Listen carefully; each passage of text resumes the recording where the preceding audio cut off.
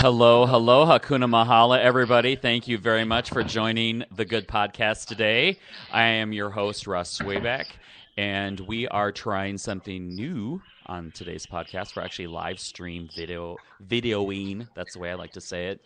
This podcast on Blab.im. So if you'd like to see us live and in person and engage with us, you can do so. Again, that's at Blab.im, and you want to search for The Good Podcast, or you can search for today's topic, which is the complacent straight man.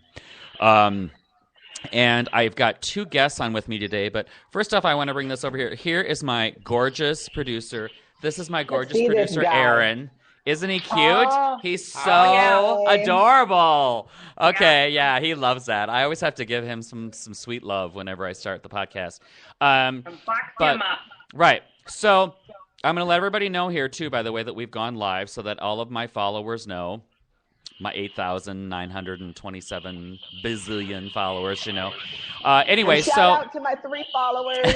Exactly. I've got 3. Ann has 1, which is probably me. My guess on that, my fellow esteemed counselors that we're going to have on today is my best friend, Natalie Webster, who is just the highlight of... Exactly. She's the highlight of my life. She is a media maven. Natalie is, for those of you who don't know much about her, she is a talk show host. She also has a blog with Adventures in Natalie, or Adventures with Natalie. If you hashtag that, Adventures with Natalie, you'll be able to see everything she's ever done. And you'll also be able to see, if you go on to, I know she's not going to pimp it, but I'm still going to pimp it.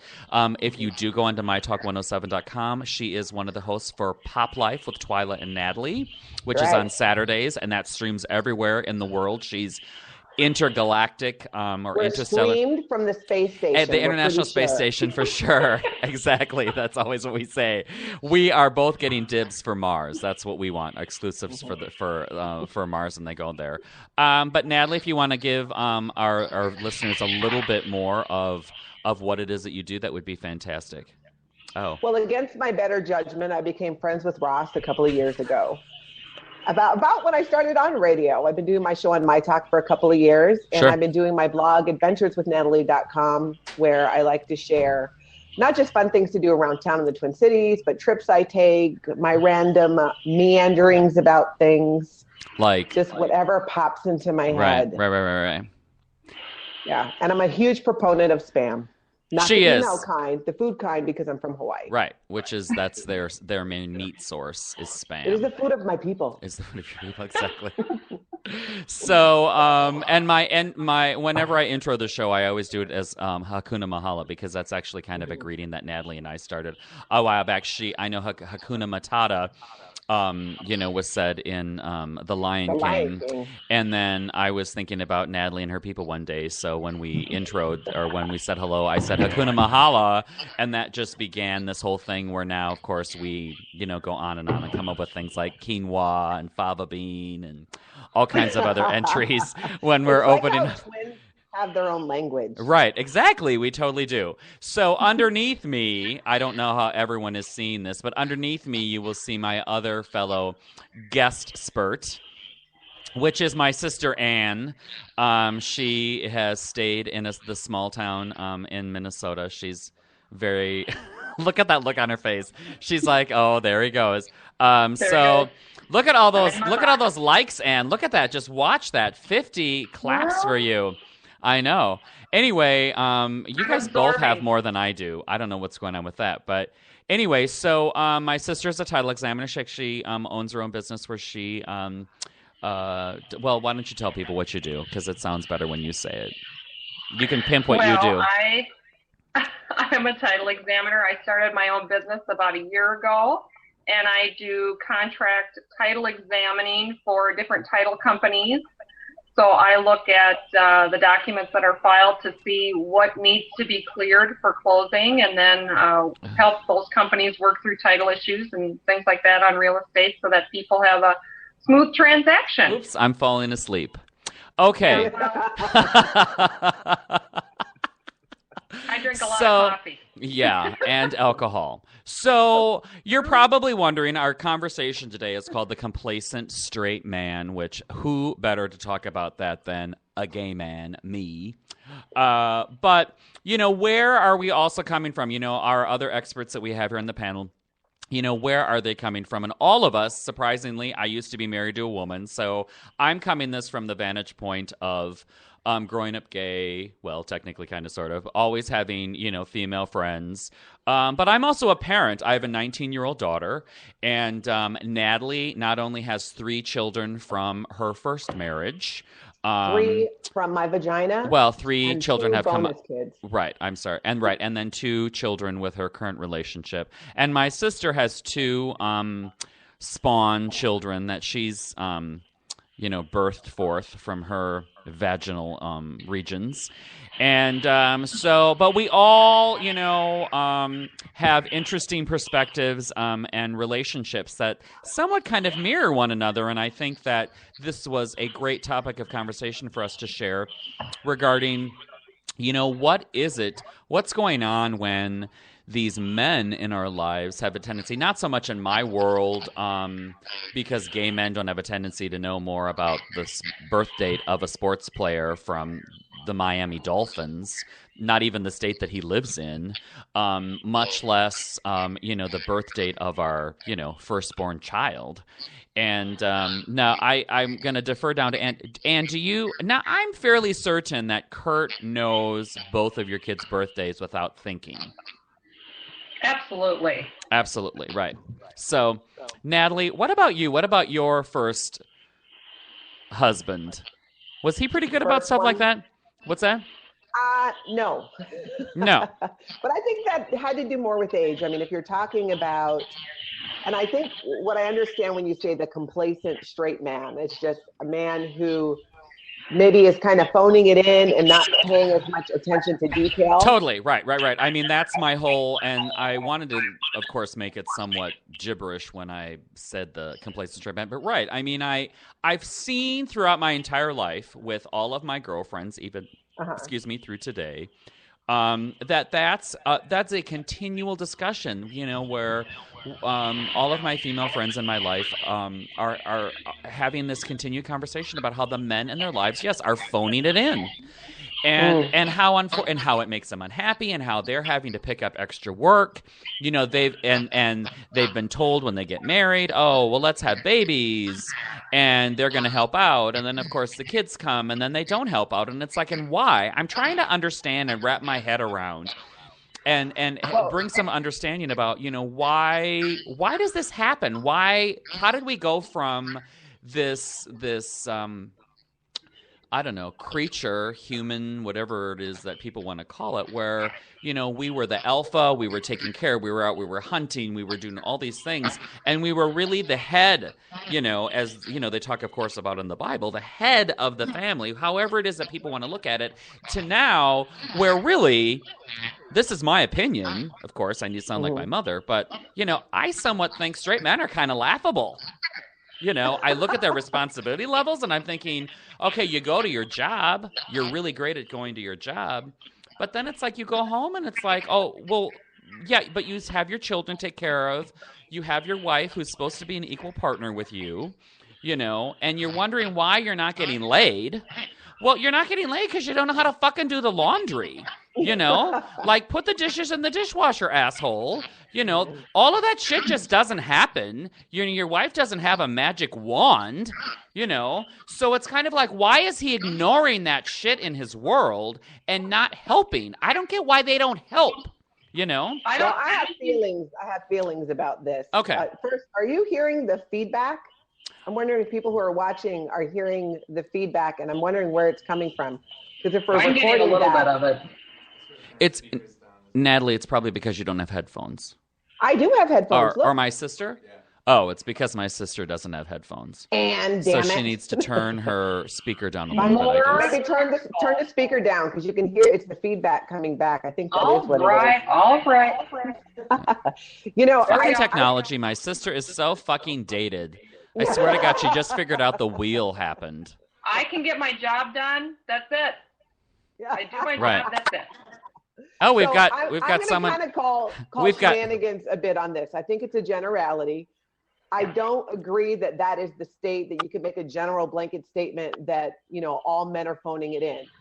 And I'm going to kind of call bullshit on it. I think there are some, but what I really think this is more about is this is about not just men, but women, creating the relationship they want. And this might sound weird coming from me, but maybe instead of bitching about, and, this is the other thing I have found about, men, you have to be very specific. They are not mind readers.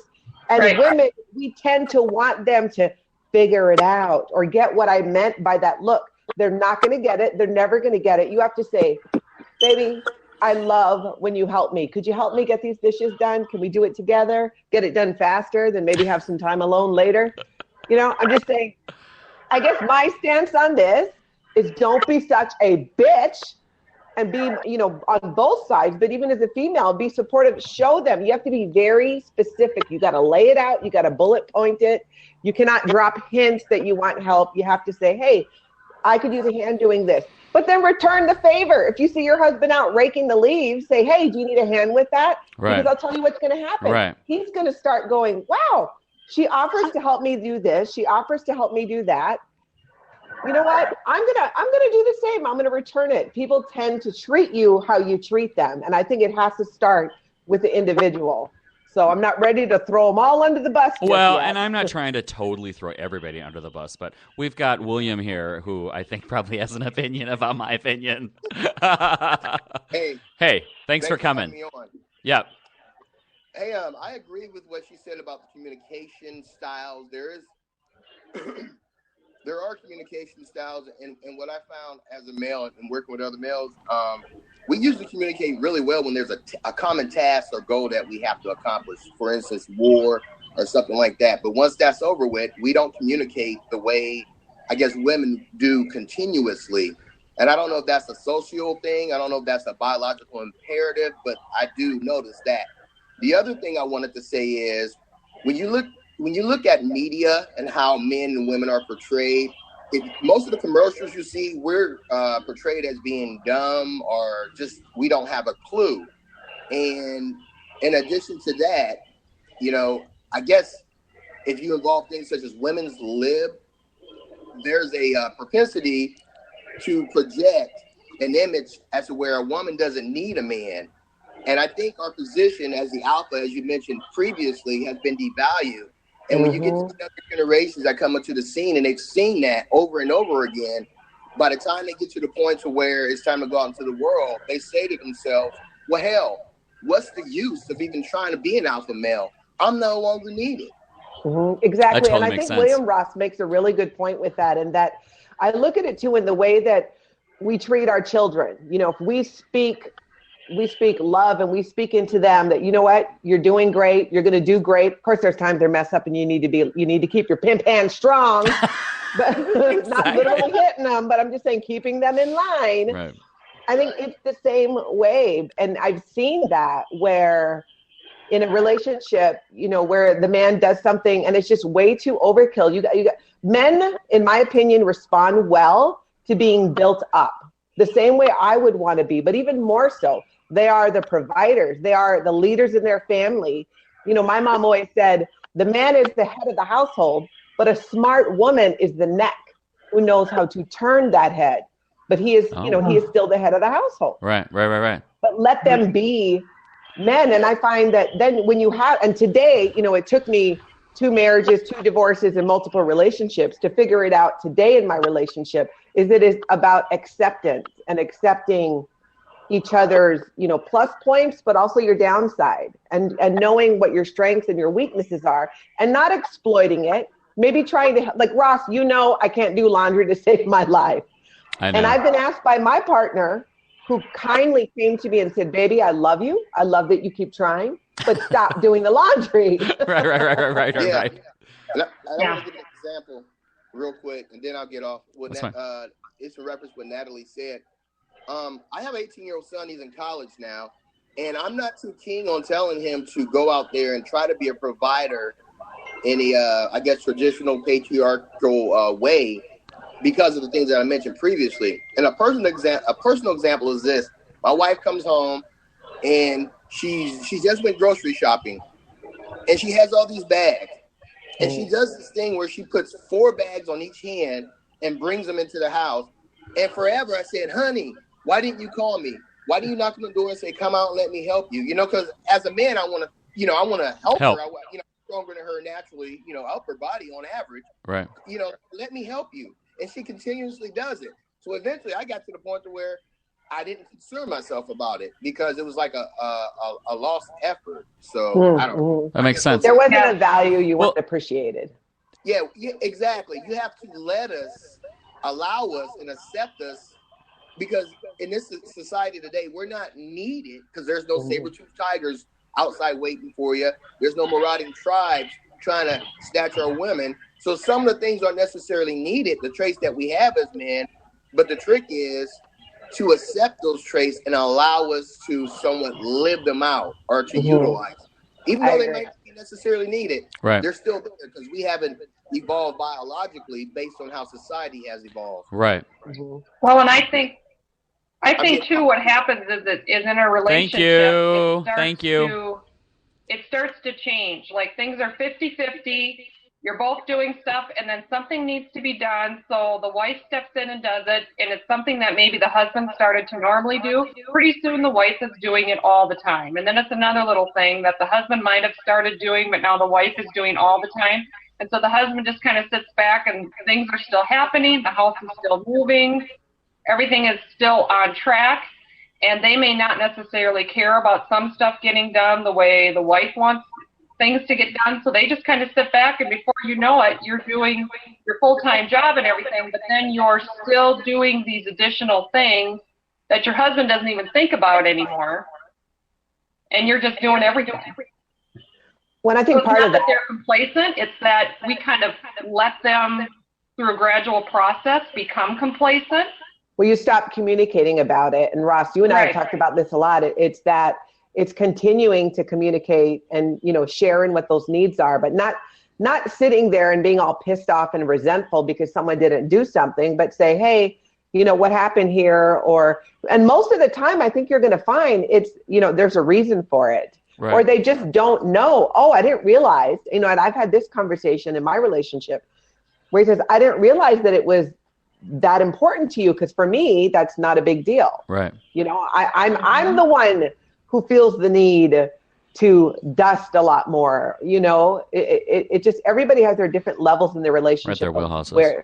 How they like to live. Right. Chris, thank you for joining us to this topic of conversation. I knew this was going to get people going. So what is it that you would like to share with us? Well, first of all, thanks for having me. No problem. It's a pleasure. The one piece that we have a tendency to not look at is the root cause. And the root cause in a lot of cases, lack of modeling. In that you're raised in either a single parent household or you're raised in a household where the father figure isn't doing those types of things based on tradition or based on helpful or what have you. All you have is an example as to what you see. And if you see your dad on the recliner with his hand in watching TV, then you're going to think that that's what the movie is. So with that, you see the resentment build, you see the nagging happen from your mom. Right. You think that it plays out that way, and that's how it's supposed to be. Yeah, you think maybe that's how you're supposed to communicate then to your spouse.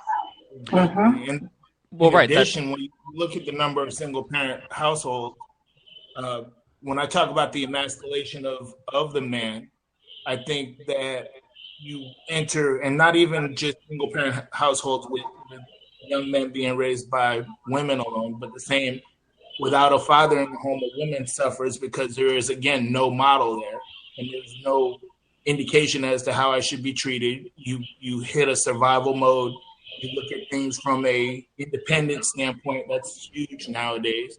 And not saying that you shouldn't be independent. You should definitely be independent, but there are also pieces that you should be equipped with to make sure that you're getting parity and things of that nature in a relationship. So that way you don't get all bent out of shape when you have a lazy spouse or a complacent spouse.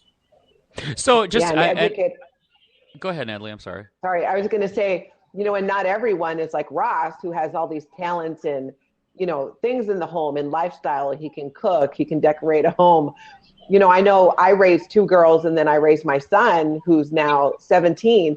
And I can tell I should have, when he was younger, given him a more active role in learning how to cook, in really learning how to clean something. I always pushed my girls.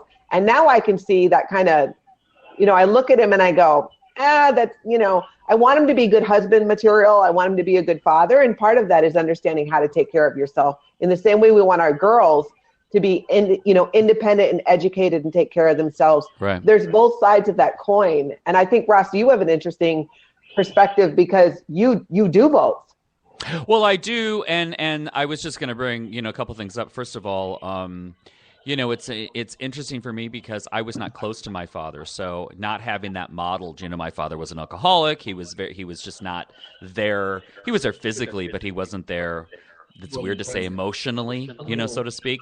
And then of course being confused growing up and not realizing that I was gay was kind of, this whole kind of weird things. But I know that as I got older, I began to kind of look at other men and try to watch the way that they would conduct their life and the decisions that they would make.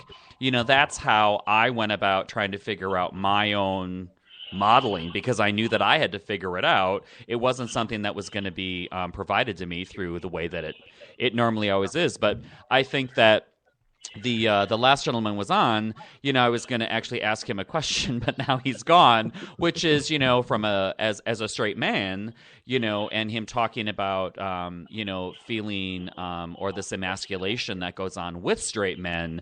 I'm curious, how do you, as straight men who understand that that's going on within our society, so to speak, I don't want to say outside of the walls of our country, but how do you as a straight man kind of counterbalance that? How do you make yourself proactive so that way, of course, you're not going around, beating people up, and like killing people. Yesterday, I wanted to beat the shit out of everybody I ran into. I was so pissed. But right, it's, I have, I don't want there to be this sweeping statement that that no men or that all men are that way. Hold on a second, I'm totally figuring this all as I go. I don't want to say toilet. What is that? Right, I was trying to get someone in here, and I've got someone else now that's trying to come in. It's William again. He's brushing his hair. I wish my hair was that fucking easy to deal with. Yeah. So, I was just asking this question. I don't know if you've got an answer for it, but how do you, the previous gentleman that was on, I forget his name, I think it was Chris, he was talking about this emasculation with men in our society, and I'm curious, how do you as a straight man try to counterbalance that in your life so that way, you're, I hate to kind of say it, but, you're being a man. You're holding up those rules and responsibilities that are typical of men. Here's what I would say. First of all, the rules and responsibilities have changed, right? Because those rules and responsibilities were necessary and required in a more of a patriarchal society. There's a lot of traditionalists who still cling on to that model. However, it is not required anymore because, once again, the threats aren't there due to the evolution of the industrial age and the technological age. Now, in order for a man to be the best man that he can be, I think, number one, when a boy leaves the home, he has to go on somewhat of a hero's journey to find out exactly what he's made of or what his metal is. And my advice to go on that hero's journey is to at least step foot into 2 to 3 other continents before going to college, to meet other people and to be exposed to other type of ways of thinking. Number 2, I feel that something that Natalie said when it came to her son and exposing him to different tasks so that when he grows up, he's able to do those tasks efficiently and not look at a woman to do what we may consider traditional chores, but he's self-sufficient, I think that also provides a level of self-worth. See, the problem is when, I don't know if you guys are on Facebook or anything, but one of the things that I despise the most is when someone says a real man would blankety blank, blank, blank, blank, blank, right?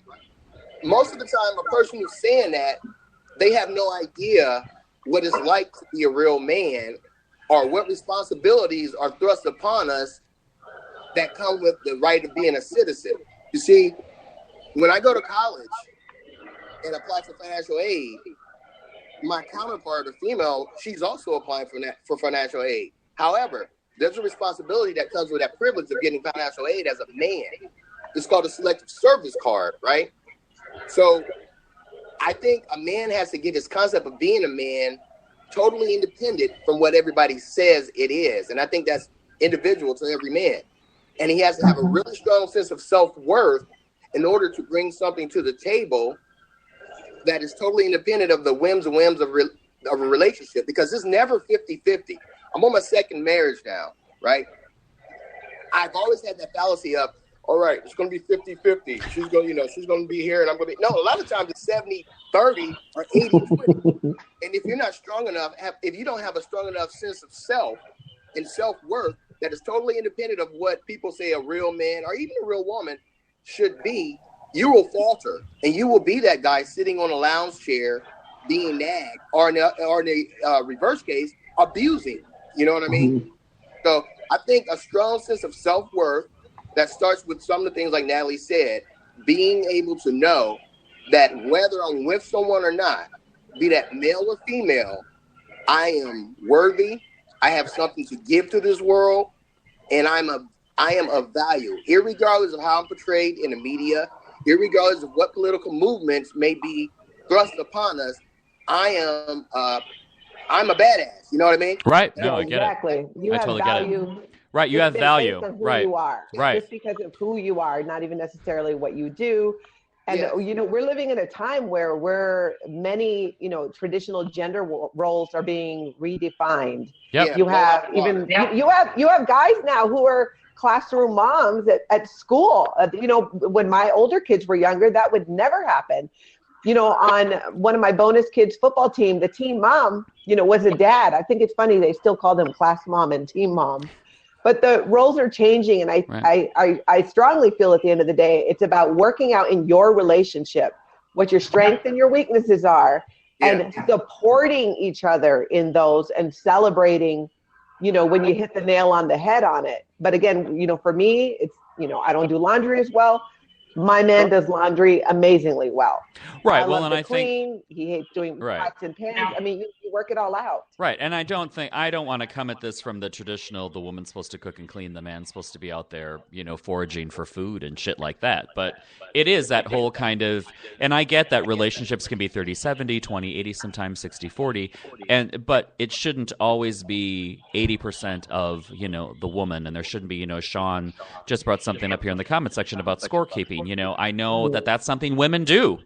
I know that women, I mean, a little bit, I had been diagnosed a while back with having low testosterone, and my estrogen level actually was the same as an adult woman, and it just kind of hit me. No wonder I'm so fucking grudgeful. Like I was holding on and just listening to every word. I just wanted to fucking, pickaxe anybody that I was in a relationship with. But I ended up getting on, and this was kind of my thing about understanding the differences between men and women, which is that I ended up getting on testosterone therapy, and now I don't give a shit about anything. Like, you know what I mean? I mean that in a very respectful way. But it's like I do have some compassion for women because that estrogen, fuck, I mean, what it does to you guys, and it's out of your control. And it was hard for me to just manage it in the way that I was doing it. So, but I don't think it's right that women do scorekeeping, which is very typical. No, and you're so right about that, Ross. It's counterproductive, and I think part of, especially in front of kids, like that shit should never be brought up in front of your children. Exactly, but to have a successful relationship, is, of course, you cannot do the scorekeeping, but part of that is also, I think, looking at the people that you choose to surround yourself with. And do you have 5 friends who all they want to do is sit around and bitch about the relationship and their man? There are times when we need to vent, something comes up, but it starts with the individual. Okay, vent. No, now let's work that around to what can you do to improve that situation. You can't just sit around and bitch about it, because then you feed, you know, energetically, you feed that situation. It may not be, you know, I'll give you an example. So in my relationship, dates, I'm all about dates and anniversaries and remembering dates. You know, he's not so much, but he thinks about me in so many other ways throughout the day. And he puts my robe out that I'm always forgetting when I take a shower. We'll pull down my side of the bed knowing that I'm going to get in bed first. All of these little things. And I always make a point to show my appreciation. And that's how and acknowledge it. Exactly. And acknowledge it. Thanks for doing that. Right. And even though I don't need to, and he even says, you know, you don't need to tell me that every time I do something.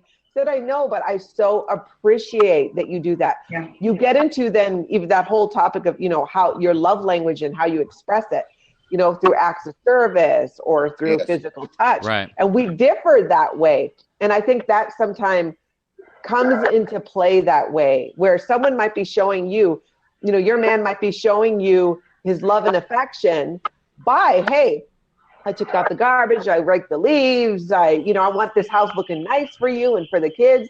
And maybe you don't see it because you're so preoccupied because he forgot, you know, that it was your birthday and you had to remind him. Well, let's not throw the baby out with the bathwater. Right. Mm-hmm. Yeah, there's a different balance in every relationship. You mentioned love languages, and I had to grasp that concept with my current wife, because my love language is touching and cuddling, right? And that's not how she knows me. Love. You guys hear that? I can hear it. I heard it. It's a demon. Okay. That's not how she shows me that she loves me. She shows me that she loves me by cooking, by doing things for my family. She sent a pie to my niece in Chicago. I'm in Ohio. But if you keep, like Natalie said, you have to continuously communicate. And before, I felt that once I said it, that should be enough. If I say it 2 times, maybe you forget. If I have to say it 3 times, you don't care. And that's not the case, you know, because her love language and my love language are totally different. You know, I've turned her on and gotten anything I wanted accidentally by saying something or make her feel a certain way. And I didn't touch her. And, you know, and after everything was said and done, I said to her, what the hell did I do? Because I want to put that. I want to say that again. Right. Yeah. Right. But it was the way I made her feel. And I didn't have to touch her. I didn't have to kiss her. I didn't have to hug her. It's just whatever I did, I made her feel a certain way. Acts of service. Turned her on instantly. Whereas me, you cracked the code. Yeah. So that love language is absolutely essential, and it's good to find out what the other person's is and approach it from that. Because how you feel, how you're turned on, isn't necessarily how the other person is turned on. And if you stay so close-minded to think that that's the way things are supposed to be, that relationship is class. Yeah, I mean, you have to be accepting of how they, you know, how they express their love. And if it's not, you know, that's the part of early in a relationship. That's the screening process. Right. I totally agree. You shouldn't be married and have to learn that. Whatever it is, you're figuring that stuff out. Is there compatibility? I think if you had that passion once and you had that good communication and things kind of fell into the shitter, you can get it back. But if you've never had it, if right off the bat you didn't communicate well, you did not have that passion, you know, you didn't want to look at each other and be like, yeah, I want to rip your clothes off. You know, if that's important to you and you don't have it in the beginning, you're not going to have it 5 years later. Right. You have it or you don't. Right. So either you can get back to that or you can create that. But I think this is, you know, part of when you talk about too modeling for our children is that responsibility of you need to get this shit right up front and figure out and go through those things. You know, like Maya Angelou said, one of the ways you get to know the true character of a person is to see how they handle tangled Christmas lights. You know, you go through stuff and you find out who they are. Because if you have that basic foundation, you can get back to that. whatever your foundation is, but you got to have it and you got to know it. Right. But if you're doomed from the start, you're doomed from the start. No matter how long you're together, it's not going to fix it. Well, in a relationship has to be mutually beneficial. So you have to kind of take a test with yourself once in a while and look at your relationship and go, is this mutually beneficial, or am I really not getting any benefit from it? Am I not happy? Do I not want to continue putting forth the effort that I have been putting forth? And at the end of the day, if it's mutual, you know what, and you're happy, then it doesn't have to be exactly 50-50 of everything, or keeping score, or being bitter because you didn't load the dishwasher. Those things everything is different, and you have to just look at it and say, am I getting something from it? Am I happy and satisfied with what I'm getting? If not, then something's got to change. Well, and I think you add something, Ann, though, that I was talking about last week on the podcast, which is, I think this is why it's super important that people understand if they're happy before they ever even get into a relationship.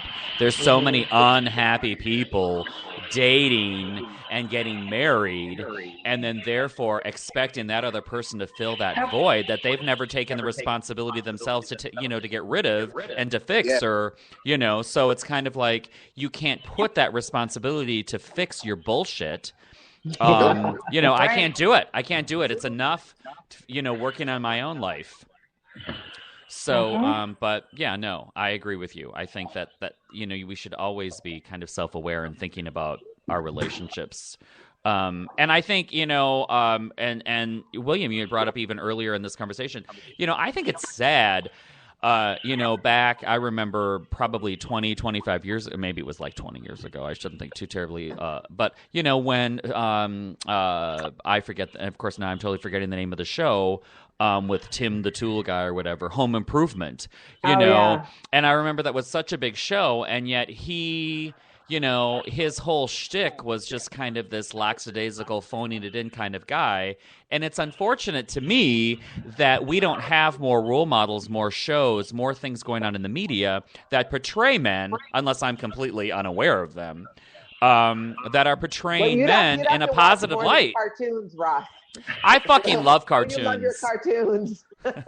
He has a point. And I remember Leave It to Beaver.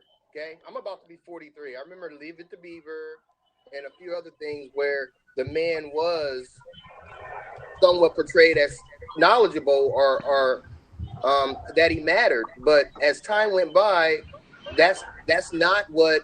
Okay, I'll put it to you like this: these studios, they invest a lot of money into their productions, and they would not make any products that weren't going to be consumed. So, yeah. As you grow up and you're not able to discern what's being put into your eyes and ears as children, it's going to affect you. But we as adults, once we experience a few of the bumps and bruises of life, we have to come back and say, you know what? I'm not going to consume that anymore. Therefore, you shouldn't be investing all this money in producing the type of shows. But what do we do? And this is a generalization. I'm talking about you guys specifically. Everybody's watching Empire. Everybody's watching this. Mm-hmm. They're blogging about it. They're podcasting about it. So there's a bit of responsibility upon those who are bringing forth the frustration and messages like these. There are solutions, but these solutions are somewhat inconvenient because you have to replace all that time that you sit down and watch Empire or whatever else with something else. That's right. We can't all send our baby daddy to jail. Yeah. I love Cookie. She's fantastic. Yeah, I'm gonna say something. I'm gonna get off here. Okay. Because I got some things to do. I was a police officer for 18 years. My mom passed away July of 2014, and I got to thinking, I got a boy who's about to go to college, and I missed so much of his life trying to fulfill that so-called alpha male, blah blah blah role. Yeah. When it wasn't necessarily a good thing for me to be working, and after my regular shift doing security jobs, right? Now I have an 8-year-old with my wife. After my mom passed, I reassessed some things about life, and I resigned, and I've been living as basically an entrepreneur, photography, soap making, and I took a little bit of my retirement out to get some podcasting equipment. It is one of the most rewarding and enjoyable aspects of my life, and I wish I would have did it sooner, and I wish I wouldn't have been so scared to jump into the abyss. Now, a lot of times when guys come home and do the so-called domestic work, a lot of times it can become devalued or looked upon as really nothing to a woman because she's been doing it for all this time. Okay? But if you do, like I said earlier, start to understand that you are of value, you give the world value, and even before the world, you're giving this household, which is actually ran like a business, value. No matter what she thinks, you're where you want to be. And also in comparison to where you were, you know, driving that patrol car every day, you're where you want to be. And I'm thankful. I'm thankful that I can be a domestic and be a creative and be on here, you know, on Blab with people like you and exchange ideas, provide inspiration and get inspiration myself. Right. I agree. I followed all you guys. Thank you. Yeah.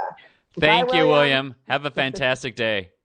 It's so great that he's able to be there too for his, you know, for his kids. Now his other child. And I look at it too with, you know, I raised 3 kids and I have the 2 bonus kids, and I sometimes call them my children 2.0. Right. Because I can take what I've learned. Right. And, you know, you and I have talked a ton too about simplifying and figuring out what is important to us. Sure, we could put in so much more work doing this. And if people want to do that, you know, this or that, they should, because it's wonderful to have a beautiful home and beautiful things. There is nothing wrong with that. Right. But sometimes, and I know for me, it's like, you know, realizing what am I missing?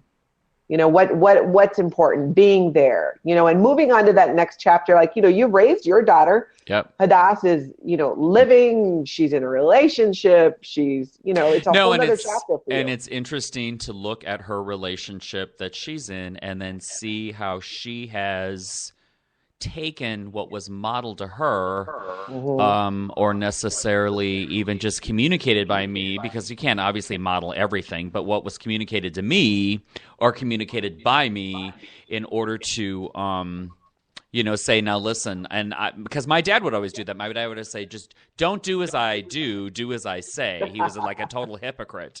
And I get that, you know, there are certain things in life where you can't follow through on certain things, and it's regrettable. I mean, we aren't perfect human beings. That's right. But I think, and this is a topic of discussion that you and I've continued to have, Natalie, which is about understanding your value as a human being. And I think through learning that, of anyone else. Right. And learning that, understanding what that is on a day-by-day basis and growing within that. And I think that helps you kind of become a stronger person, a more valuable person. And I think, at least for me, you're right side up there now, finally. Yeah. Well, it's more attractive. Right. You know, right. I mean, who wants to be around somebody you've got to take care of all the time? Like, there's nothing. We have our moments when we're more needy or need help, but it's also when you're able to be, you know, secure with your sense of self. Oh, for sure. Know what your shit is. It's hello. We've got. Is it Safa? With us? I don't know. They're like looking and they're blinking their eyes, and maybe he can't. But he says, can he hear us? Hello. He says hello. Yes. Hello. How are you? I'm good. How are you? He can't hear us. He's upside down. That's how I felt this past weekend. Is it Safa or Safa? Safa. I am in the floor. Is it playing with the American? Where are you? In my room. Are you in the U.S.? Are you out of the country? In your room? That was hilarious. Ask me about my country. No, where are you? What country are you in? Minnesota. You mean where are you from?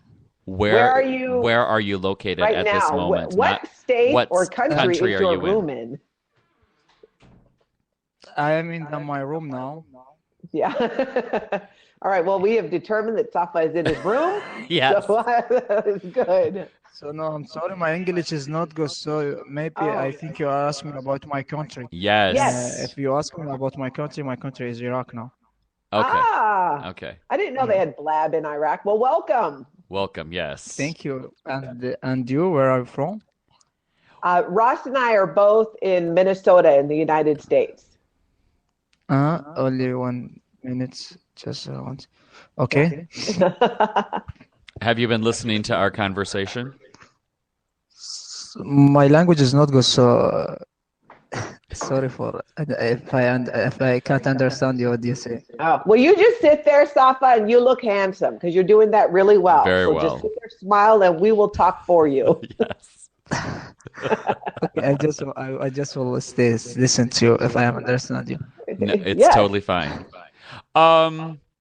No, and I think, that to me has been, as you and I both know, that's been the hardest thing, is understanding your value and how you kind of come to that realization about who you are as a person, what you stand for, what's important to you.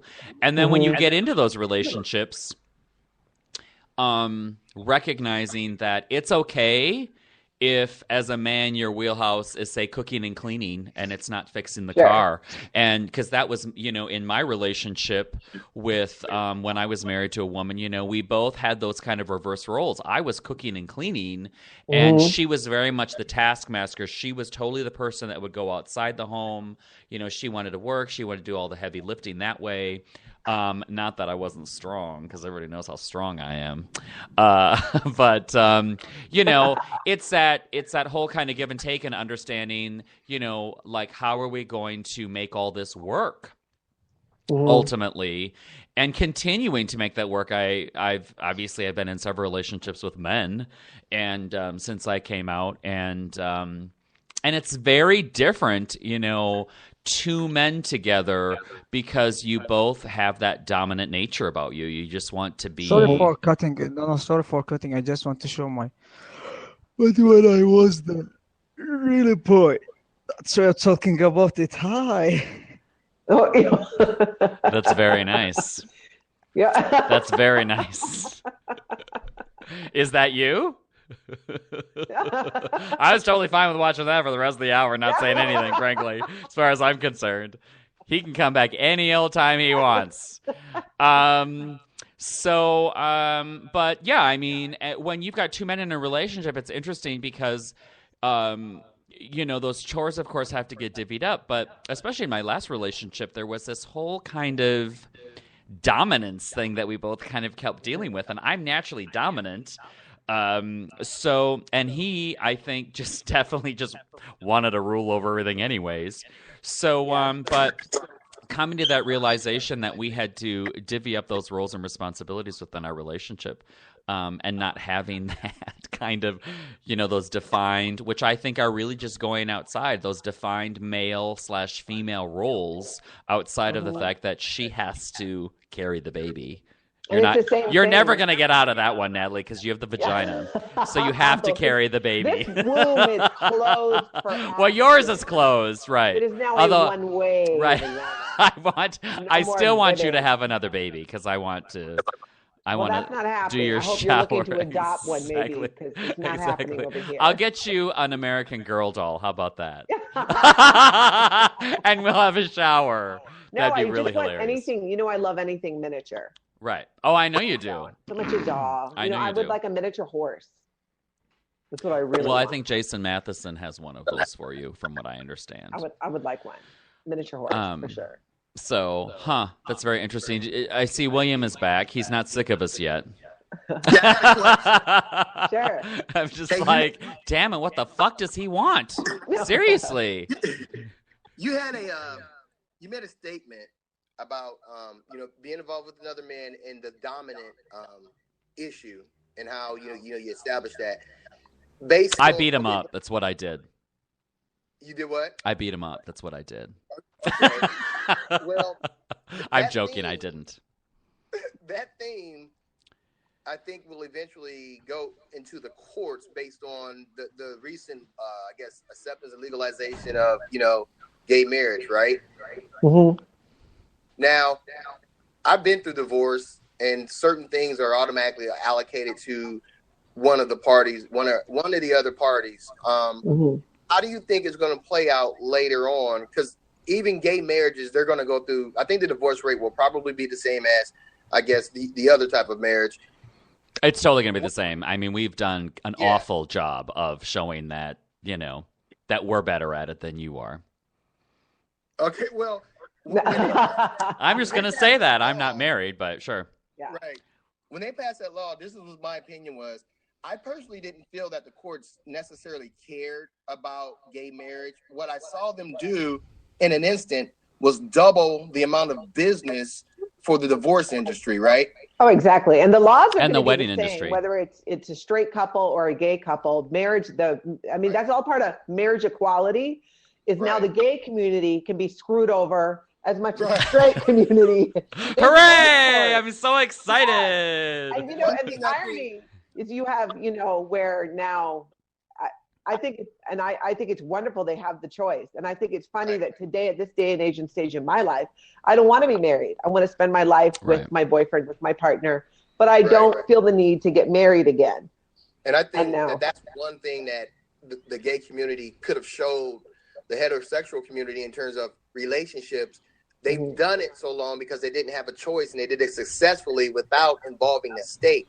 But my question is this: now that you have that choice and that right, how do you think when it comes to divorce, the judge will be able to determine who will get the children or who will get alimony and stuff like that, especially in a relationship where both of the men are dominant? How do you think that's going to play out? Well, it comes down to, I'm assuming they're going to follow the laws for, heterosexual couples. It comes down to dollar amount. You have to fill out those sheets. Well, right, but I think what he's trying to figure out is like, how is the court going to establish who will have the children, so to speak, when most, of course, it's just automatically assumed that the woman get a children. Now, William, I'm coming from a different perspective because when I got divorced, I got custody. And so I think, and based off of my experience with the courts, and I lived in a very conservative county when I went through that divorce, is I think that what they're going to look at is basically who has been the caretaker. They're going to talk with the school system. They're going to talk with, say, daycare providers. They're going to see who's been putting in that time. And because that is going to be the person that they will want to continue to have that oversee that child, so to speak, and only because they want the least transition possible for that child. They don't want there to be much change. It's not really based on favoritism. It's just more based on who's already taking that child to school, because the child's going to go through enough bullshit anyways in that divorce, and they're going to have to get shuffled back and forth. So if the same parent continues to take them back and forth to school, then that will be that parent. That's what I see happening, because I have a lot of gay friends who have gotten married and are adopting children. I've got a friend who just adopted a third child within the last year. I don't know how the fuck that's even possible. And but he has. And, congratulations and Hakuna Mahala to him. But, I look at that and I just think we're too I have no interest in getting married again. I just don't. He'd have to be really fucking hot for me to do that and make, and blindside me that way. But that's what I think is going to end up happening. Okay. Is I think they're going to look at who's been the ultimate care provider. So, and in that instance of my friend that just has adopted, a third child, his husband actually stays at home. And so naturally, you can just see that that's what's going to happen if anything were to happen to them in that relationship. Yeah. Which his partner will have the kids children. Often end up with their moms, because it's more often the mom who stays at home. Right. And so it becomes not so much about the gender as much as, like you said, who does that job. Like in your case, Ross, and for you, we're talking not recently. Your divorce was 15 years ago. Yes. So that was very, and that was all based. Right, and Natalie, you know this, but that was really all based on the fact that I worked, out of my home, just as you do, William. I believe that you work out of your home. That was really a huge benefit to me. I worked out of my home. I brought my daughter to school. I would pick her up from school. I would volunteer at school.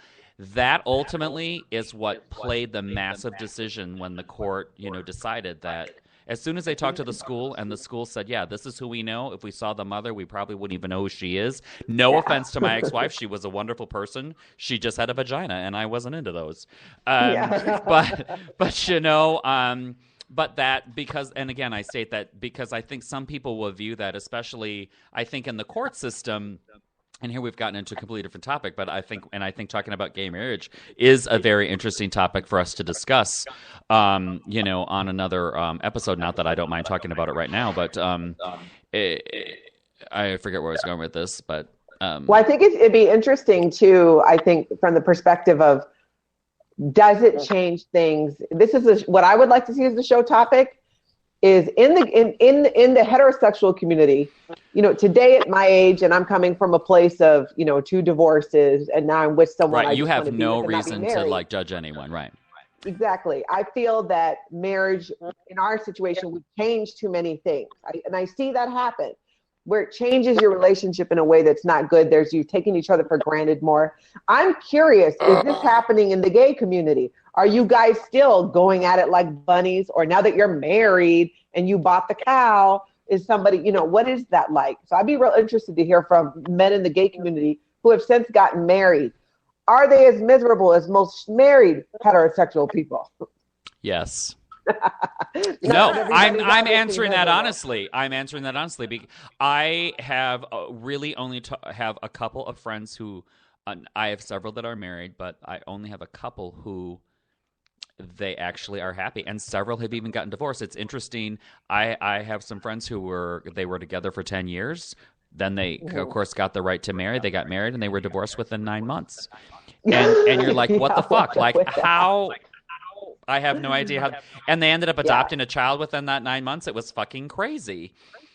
So it's really kind of unfortunate. Because you can talk about whether it's a heterosexual marriage or a gay marriage. Right, and I'm Why never... Why go to the shitter after you get married? Right. And like, what happened? How did you not know? And I think also what's going to be interesting, and I'm totally for gays having kids. Obviously, I'm gay. I made my own child. But gay parents having children, and then those roles. Like, I know that we talk about trying to maybe muddy or not have those specific male and female roles. But is that going to affect how these children, end up maybe becoming as adults? We're not going to know for probably 15, 20 years. What are the children of these gay relationships? How are they going to function within their relationships? And is that really kind of the ultimate utopia? Because love is love is love, and it doesn't matter who's raising you as long as you are shown and receive love and are told that you have value and worth. I do find that, I will readily admit, it's interesting in both the gay and the lesbian couples that I've seen with kids, the abundance of love and touching and feeling and validation. And I don't know if that comes from a place because we felt like outcasts growing up. Sure. But, excuse me, I do kind of give props to the gay couples that I know that have kids, because those children know they are loved. I mean, there is no doubt about it. It's almost a little too much for me. When I think they appreciate too, maybe more. I think sometimes we take for granted that we can have children, that I can give birth to a child. Right. We take that for granted. Right. And when you have that opportunity as a gay couple, where you're finally, whether it's through adoption or other means, it reminds me kind of a couple who struggled with fertility, or who had infertility issues. They know what a gift it is. They're blessed to be able to finally have that opportunity. Right. And they're not going to take it for granted. And I think even going back to our original topic, it all comes down to that. Do not take it for granted. Whatever your spouse, your partner, how little or how much, do not take for granted what they do just because they forgot that, it was the anniversary of the first time you had popcorn together. Because women, that's a little bit much. But women, we keep track of that shit. I know you do, and I don't get it.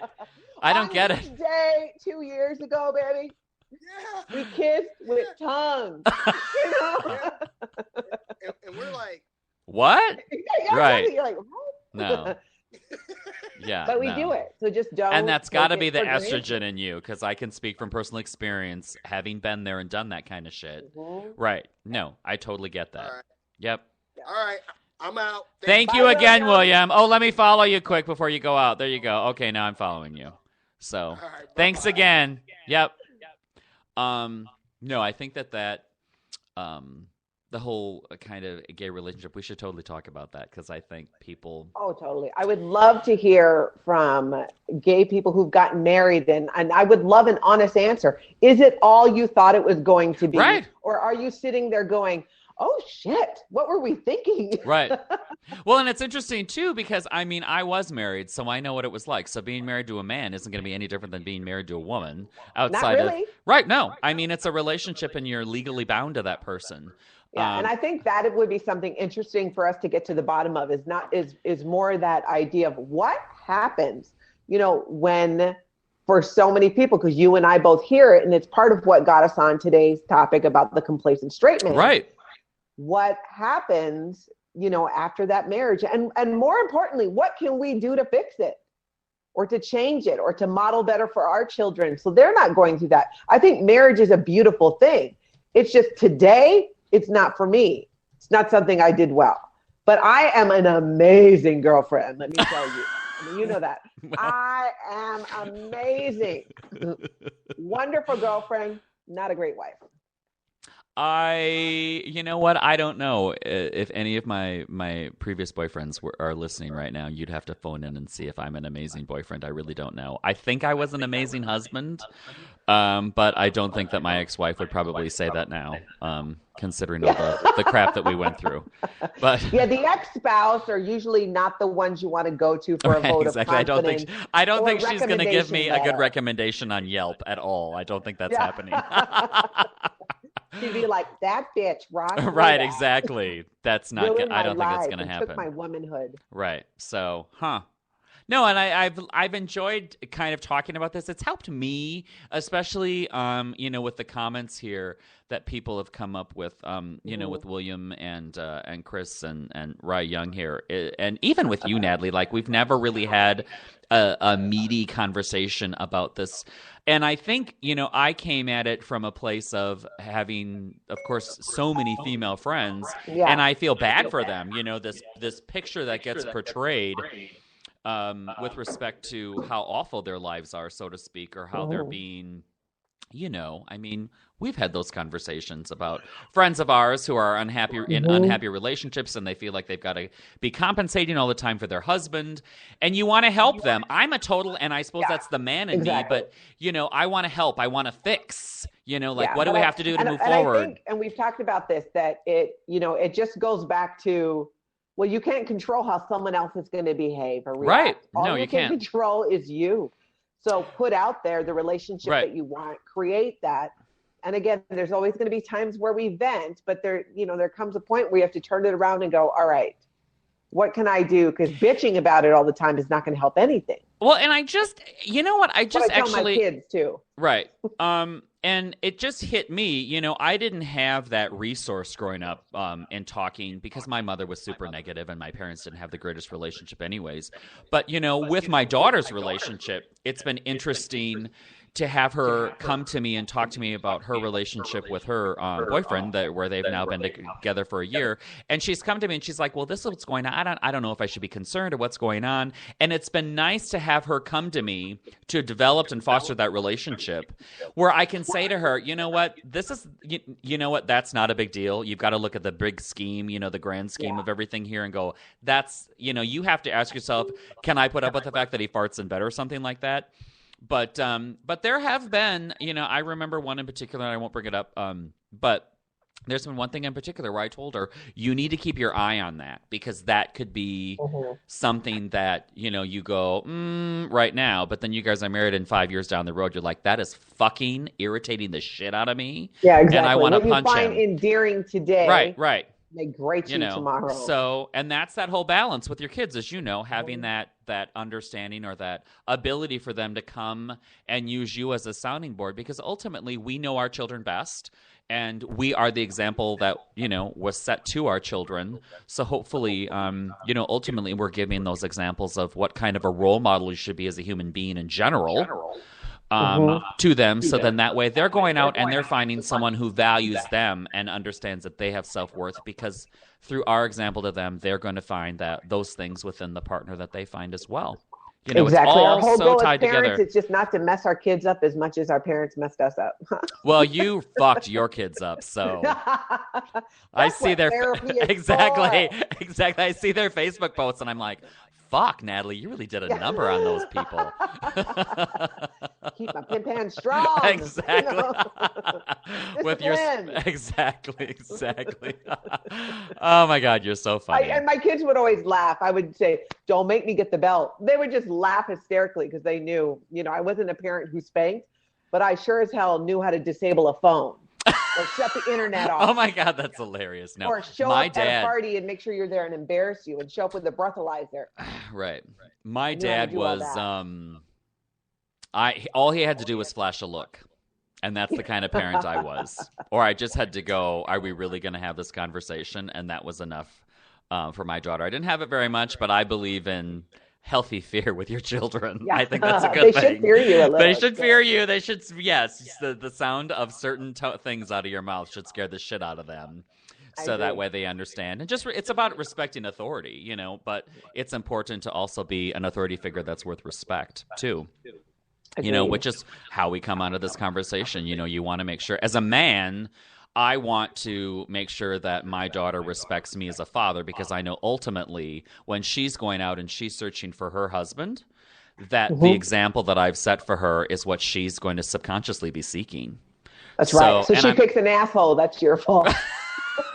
Exactly. She did the first 2 times. I was a little worried. I got to be honest with you. I'm like, was I that practice? You got to grease the Was wheels. I that much of a horrible father that she's picking these assholes that cheat on her? Yeah. I mean, it was just kind of crazy. And of course, because you're a diva, you would make it about you. Of course, it's always about me. Right. What did you ask me?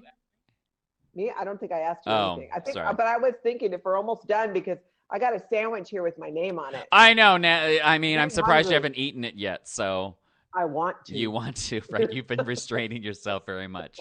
I think we are actually almost done. We can tie this up. We've been a little bit over an hour here. Thank you, everybody, for listening, for participating. Rye Young, I appreciate. I'm trying to remember everybody. Chris, Sean, Jackie. We've got Chef over here, Chef Sarek. I can't remember anyone's names, or I forget my own children's names. I can see it all here on the side of the board. I don't know if you can do. Right. And Safa, thank you, Safa. You can come back anytime. I'm gonna have to get to that point where emails me that stuff. I don't want to see any more cute photos of your cats. Or even your kids, for that matter. Oh, what I see in the sauna is really, we could talk about, that could be a podcast all unto itself, what gets offered to me in the sauna. Yeah. So regardless, thank you, everybody, for listening, for participating. We're going to work on doing this more often, hopefully on a weekly basis. I would love to be able to cover gay marriage and kind of what our thoughts and opinions are, and if that's gonna, if we're gonna be treating it differently, and the parental rules. And also one other thing, which I think is very rampant in the gay community, are open relationships. Like, what are the ramifications of having an open relationship within a gay community? Because I think that's much more common in the gay community than in the straight community. I think the straight community just keeps it more of a secret, but. Possibly, maybe. So, we'll check out just a little bit of promotions here.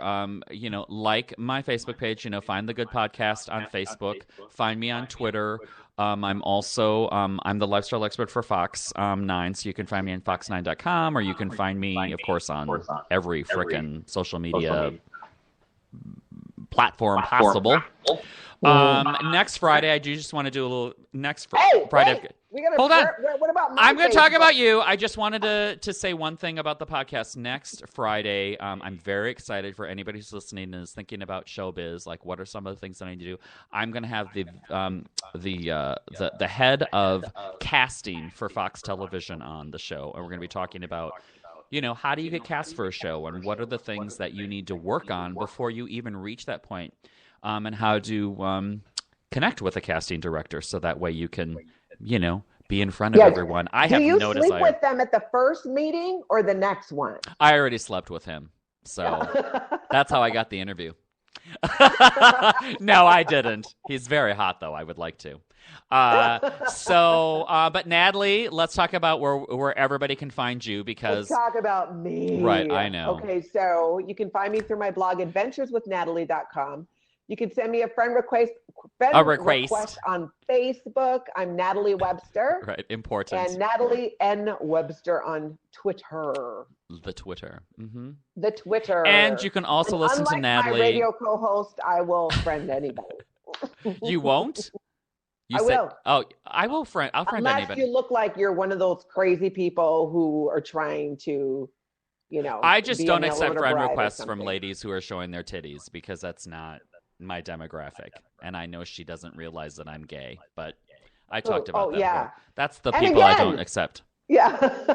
I will never have a conversation with you. Now, if you're a man showing what Fasa or Safa showed, I will accept his friend request. I want to look at those pictures. But you can also find Natalie on mytalk107.com. Underneath Pop Life, you can listen to her thoughts and opinions on celebrities, where that's basically what she always concentrates on.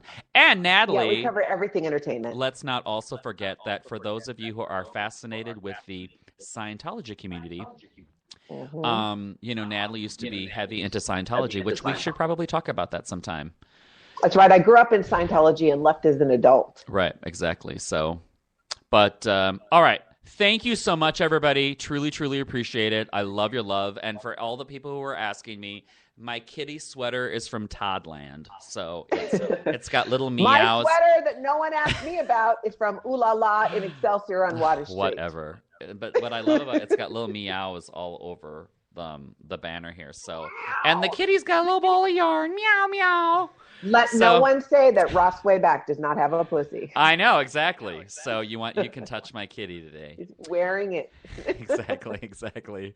I wear my pussy on my sleeve. Anyway, well, actually on my abs. Right. So take care. Again, thank you, everybody. We appreciate it. Love all of you, and we'll see you in a couple of days. Bye.